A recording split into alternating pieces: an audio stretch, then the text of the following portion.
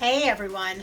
Every year we spend Thanksgiving week in Washington, D.C. One of our favorite haunts is to have lunch or dinner at Nando's Famous Chicken. It's a Portuguese South African chain, roasted chicken in a peri peri sauce.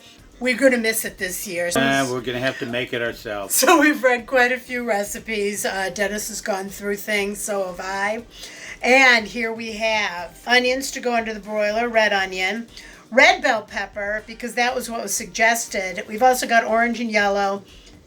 We had those and I wanted to use them. Now we've got serranos and some poblanos. Magic ingredient is actually a bird's eye chili. So we went ahead and got the Thai red peppers, figured that we'd use these. That's how many we're going to be using. Yeah, we got 8 there. We're going to use more if we need to. Dennis is going to spatchcock a chicken, and we're going to marinate this along with some bone-in skin-on thighs that we also got because we just love chicken. Then add several other ingredients. We don't have everything out because there are quite a few ingredients to this sauce. Most important thing, let's get the fresh vegetables in the oven and we'll be right back. We're going to be making spatchcock chicken. All it means is we're removing the backbone here and then going to make a little slit underneath to separate it so it kind of butterflies. It's not that difficult. This is the way I was taught in culinary school many years ago. We stand it up and take your hand and you grab it right here. Okay, so I'm going to take the knife and you've got the middle there and you're going to go a little bit to one side. You can do a little bit on the other side and you see that that's going to come right out. It should cut like butter if you do it properly. So take it down like that and you see I still have my hand right here holding on really tight. So now we're going to go on this side. Since you saw me make the slit right there, that was so that I don't have to fumble around with it right now. Trying to grab this piece that's already kind of separated. So I'm going to come on this side, and this can be a little awkward if you haven't done it before. You come through and you remove that. The next step is you have to come through here. You can just break through here a little bit. Use your hands if you want. See that right there?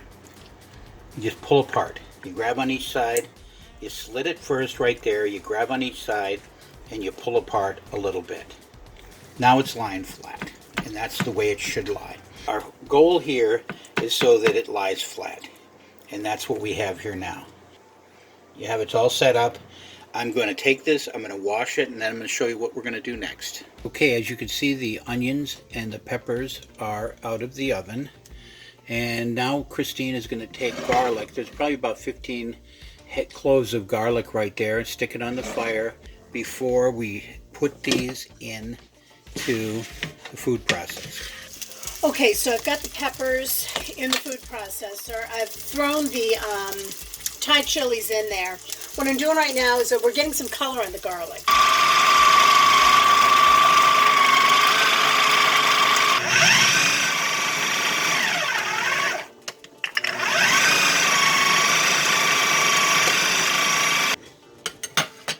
Tossing in a couple fresh bay leaves.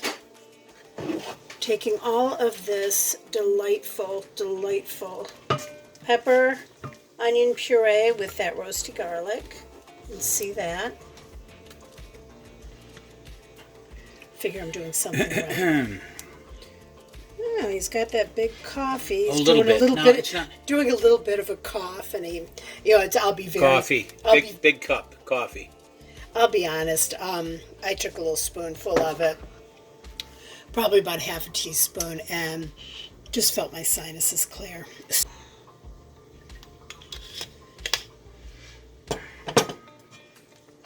Stir this. The coffee's probably not helping, but I have to have my coffee. Well, no, there's milk in the coffee, so if you scorched your mouth, and yeah, what the hell, right? Yeah, smoked paprika.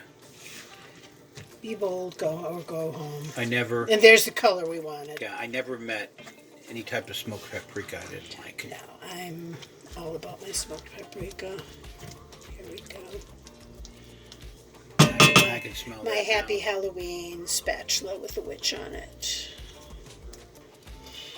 Okay, now for our additional ingredients. Adding a little bit of sea vegetables, sea salt. We just like to add that to most things that we do. We're also going to add a liberal amount of salt. Now, just in case anybody's concerned, I salted the chicken. It's been salted for a while. The oven is coming to temperature. Yeah, the oven's talking All right, to us. talking to us. We've got a citrus zest here, lime and lemon. We've done some cooking from Goa, a region in India where the Portuguese had settled and combined cuisines. And it makes sense that because this sauce has a Portuguese influence, we're also adding vinegar. Being a best of both worlds kind of couple, I've added some red wine vinegar to some apple cider vinegar for two favorite flavors. That's going right in there. And not to be outdone, fresh lemon and lime juice. And the last component, this is a little bit different, and the recipe calls for cilantro and other green herbs. We couldn't find any good fresh cilantro in the market we ran into, but this is culantro, which is a longleaf cousin of cilantro. Very similar flavor. It's wonderful. We really like it. Now, I found 3 more serrano chilies. Yeah, we have serrano chilies just laying around the house. You think I'm kidding? I'm serious. No, it's there in every corner. And we are going to take those serranos, and yes, we're very serious about this. We're roasting some potatoes in wedges to go with our chicken. These serranos are going in with the potatoes. Yeah, whenever we go to Nando's, we get potatoes with it, so we're going to do some potatoes. We're actually going to, the chicken, what we're going to do is we're going to take the chicken, we're going to use some of this marinade, and coat the chicken with it, and let it sit for a couple hours. If we had the time, we'd let it sit overnight, at least 6 to 8 hours. But how I'm feeling with this process is this is going to be a staple item in this household. So I foresee having some marinated chicken for 24 hours in the very near future. This, a couple hours will do it. Doesn't matter. So we will marinate, we will get in the oven, and we will see you very shortly. Loving the hot peppers. okay, so we have the sauce close to where we want it. We're going to take some of it out now. It's still a little bit warm, but the chicken is really, really cold. So we're going to take some of the sauce and we're going to add it to the chicken and get it into the refrigerator to let it set for a couple hours.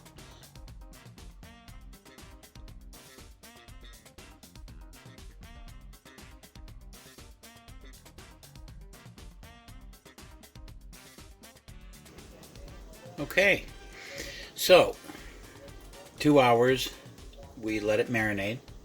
We popped it into an oven at 420 degrees, let it go for about, I would say 20 minutes, and then we turned it up to broil on a high broil to get a little bit of color. Now I'm broiling it to get the color, but I want to baste it, so I'm going to show you where we go from it. What I do is, this is the spatchcock one. I take it, I add a little bit more water to it because it was getting a little bit too dry. It wasn't completely dry. You want to catch it before it gets dry. And then I'm going to baste it with the liquid right here. It's looking really good. It has a really nice color. It's not quite to the degree I would like it as far as the darkness on it, but that's going to come by the broiling process. Baste this and then pop it back into the oven. Take a look at that. Yeah, that's horrible, isn't it? Terrible, terrible. So the liquid is catching it from the bottom and the other from the top. The basting process. So I'm doing the same thing with the thighs. Thighs actually have a little bit more color. It's like an energizing. Oh yeah, it's a great smell. So that's what it is right there. It's got a nice color to it. And the funny thing is, it didn't get too hot. Now I'm also doing some I'm also, I took some, I found, I think I told you this earlier, I found some extra serrano chilies, so I took that and some salt and oil and did some potatoes, and I'm baking those. Okay. Is this hot? This is hot. But it's hot but flavorful. Oh my God, the flavor really came out. Really, really spicy. The potatoes, look at the potatoes. You would think that those things were stuck in a deep fryer because part of the time they were broiled. The Spatchcock Chicken, look at the color on that. Let's take it up here a little bit. Look at this. Look at that. The sauce. The sauce, Beautiful crisp it's skin. been basted.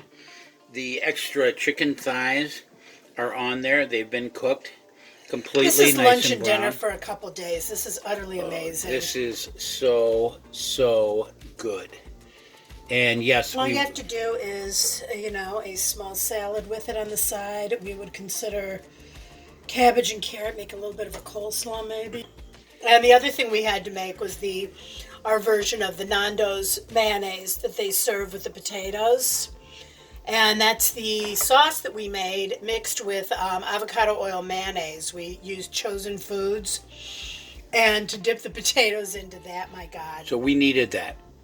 This was superb. So, and we haven't even eaten yet. We're just talking about cooking along the way, the thing. tasting it, and we know the final product is going to be amazing. This is going to be amazing. It's more fun this way. Just okay, let's see what we do. So Nando's, we will miss you, but this is actually spicier We're than trying. what we've had at Nando's. I think we can move far. up to the medium hot. The next time we see you in person, I think we're primed when for we it. see them, it's going to be like, been there, done that. We're ready to go. Let's go. Wow. Kick up the fire and kick up the fire emojis, and we'll be ready to go. Thank you so much for watching. It's done, and we are going to enjoy it. Thank you so much. Bye-bye now.